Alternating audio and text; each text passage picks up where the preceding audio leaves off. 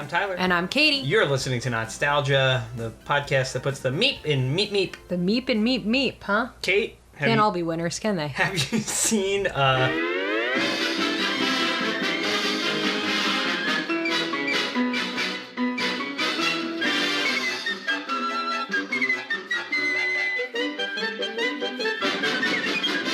any of the Coyote and Roadrunner Looney Tunes segments? You know what? I actually have. And what are your thoughts, feelings, opinions? I kind of like these. I used to watch them with my grandfather sometimes, and that was fun. That was always a nice memory. And I think the Coyote and the Roadrunner are kind of like me and you. Coyote lays elaborate plans and is like, all right, this is what we're going to do. Got to buy things. Got to make sure we're timing these things out right. And then you got some guy just meeping through life. Oh, I thought it was the other way around. You think I'd see it? What do you think? I thought you were the Roadrunner. Why? You think I'm the Roadrunner because I don't plan? It's because you don't plan. Why do you think I'm the Roadrunner? It's like in the world of the podcast, you know? It's like I'm setting it all up. Oh, that's true. You do plan the podcast. So you think in our normal life, you're the Coyote, but if the Coyote wins every time... Yeah, and if the Coyote's not trying to kill the Roadrunner. Well, no. But then when we record the podcast, I feel like that's when I have all the gadgets and things, and as he does in the cartoons, if he loses all the time, because I'm like, maybe Katie will love watching this thing, and then you meep through, and you don't. Anyway, all right, that's Kate. a good point. You know what? I think a successful relationship, each person should think the other one is the Roadrunner. You know? Well, Kate, these two characters are created by Chuck Jones and Michael Maltese. Jones was an animator and eventually director for Warner Brothers. We know that. Maltese was a writer who helped come up with story ideas for the cartoons, and they created these characters in 1949. The sound that the Roadrunner makes is one of the Warner Brothers background artists from this time. His name was Paul Julian. It was his imitation of a car horn, like from his voice, which, as far as I can tell, he used to do as like a funny joke behind the scenes. Mm-hmm. And then when they were creating this character, they were like, you know what, come over here and record that. And then that's where the sound comes from. Paul. Chuck Jones says the first one of these was intended to be a parody of Chase cartoons. So he was trying to make a ridiculous spoof of Chase cartoons because they're so common. Tom and Jerry, you know, even previous Looney Tunes. But it's like, feels like it goes all the way around. And now this is probably like one of the most, if not the most famous style of Chase cartoons. But it was meant to spoof it and elevate it to a ridiculous level. We're going to watch 4 cartoons, Kate. Number 1, Fast and Furry-ous. That's Incredible. a Looney Tunes. It's about family. Directed by Chuck Jones. It premiered in theaters on September 17th, 1949. It's the first appearance of both characters. Then we're going to watch Operation Rabbit. This is the Coyote versus Bugs Bunny. These are not all. What I've selected are not strictly Roadrunner and Coyote. That's also a Looney Tunes, also directed by Chuck Jones. Premiered January 19th, 1952. Number 3, we're going to watch Double or Mutton. Okay, Kate, hear me out. This is technically not Wile E. Coyote. It's Ralph Wolf, but they're the same. They look exactly the same. What are they, cousins? I'm including it here. A bigger Looney Tunes fan than I am who's listening might not be happy with this inclusion. Then write in. But, I love to fight. Ralph Wolf here is pitted against Sam Sheepdog, and I used to love these. There's a bunch of these. I really used to like these as a kid a lot. Maybe just because they were not on as much and it was rarer. I don't know. But this is also a Looney Tunes, also directed by Chuck Jones. It's from July 23rd, 1955. And then we'll end with a more traditional Coyote and Roadrunner. It's called Whiz-z-z-z-z-z-z, like a lot of Z's.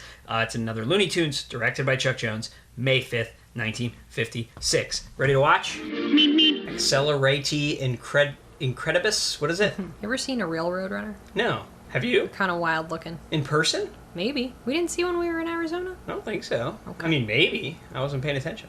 I do kind of like how sassy the Roadrunner is, you know? Wile E. Coyote looks deeply unwell. They've done something weird to his eyes. He's got red all around his eyes here. Yeah. It does make him look unhinged, which he is. He's hungry. You know, you got to view this. I guess that's what I look like when I'm hungry. He's a hungry guy who's going to starve to death if he doesn't get this Roadrunner. Like the Roadrunner's little tongue, you know, where he's just like, nope. Yeah, I guess the idea is like things have escalated so quickly. Yes. That it is completely absurd, even more so than a normal cartoon. We've seen like 20 gags already in the first 2 minutes. 20 attempts to catch him. And you'd think I wouldn't like this because of the manic energy, but this doesn't really bother me for some reason. Maybe it's because they're not talking. Yeah, it's like a silent film, so they can't rely on any wordplay screaming. That's true. Any of the spoken jokes in the Looney Tunes. It's also got beautiful Western backdrops. They're kind of fun to look at. It's a change of pace. Great absurd gags like this where he, paints a scene on the wall. Interesting how I feel like if we had quizzed each other at the beginning to name the kind of traps that happen in these cartoons, I feel like all of them are happening in this first one. Yeah. He's painted the wall. He did a blueprint. There's dynamite. He's got a big rocket. It's an Acme product. So it's like, we'll see, but like, what else do you do? They made many of these. Like, what else could you possibly do after this? And that is part of the reason I didn't just pick ones where the two of them are facing off. That'd be a bit repetitive for us, as we've seen with Bugs Bunny and Daffy Duck in previous episodes. See, this is just jackass. It's great. I just wonder what it was like on the Looney Tunes studio backlot with this guy just constantly making mouth sounds, you know? It worked out. Instead of telling him to stop because it was annoying, he created an iconic character that will outlive us all. So... Not terrible. Got a lot of ultra-violence, but, Very fast-paced. Yeah, a lot of violence. No guns, though. No guns, which is refreshing. Not yet. I'm not promising there will be no guns, but yeah, no guns in that one. That might be one of the first Looney Tunes we've watched on this project we've been doing here with no gun violence. That's true. Rockets don't count. I have come to give myself up on account of I cannot fight no more against such genius. A wise decision, my friend. You have just saved yourself from a fate worse than the frying pan. So we're going to take Wile E. Coyote, pit him against Bugs Bunny here instead of the Roadrunner. Huh. Seems like the thing you mainly liked about that last one was the Roadrunner, so... That's true. Not sure what our success will be here, but we shall see. Yeah. Now Wile E. Coyote is speaking. I don't like it. I don't like it either. He's trying to cook Bugs Bunny alive. Yeah, in his hole. It's inhumane. I guess in nature, animals often eat other animals alive. But... Yeah. An old-time pressure cooker is so scary. By the way, there's a pressure cooker involved in this plan. Just leave me with my Instant Pot. So far, this is just a slower paced. Yes, with dialogue. Yeah. And I like it much less. Because they're like showing him leave after each failed attempt back to his little house. He gets his drawing board out. It's just an inferior version. All right, so no guns in this, but a lot of explosives. Lots of explosives, yeah. TNT, dynamite, nitroglycerin. I just don't like him talking. Me neither. It's weird, because I've seen a lot of Looney Tunes. I don't really remember him talking. Can't picture this voice. All the other voices are pretty distinct. Better with the Roadrunner? So much better. Let's see what you think of Sam Sheepdog. Morning, Ralph. Morning, Sam.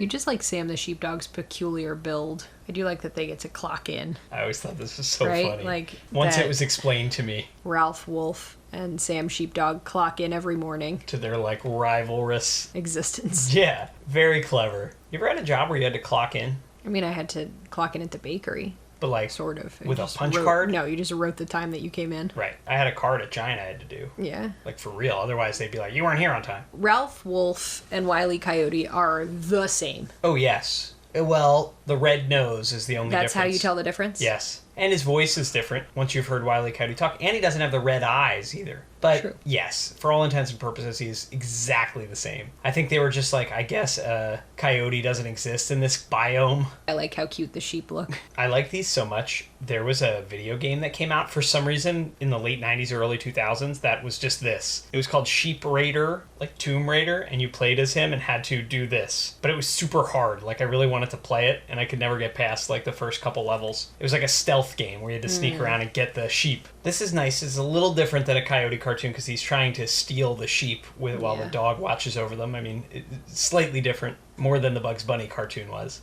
And Sam the Sheepdog's real cute. A lot of bassoon. All right, the clock in, clock out joke was pretty funny. Pretty good gag. It's actually the best of both worlds here because they speak only right before and right after they clock in and out, and then they don't talk throughout.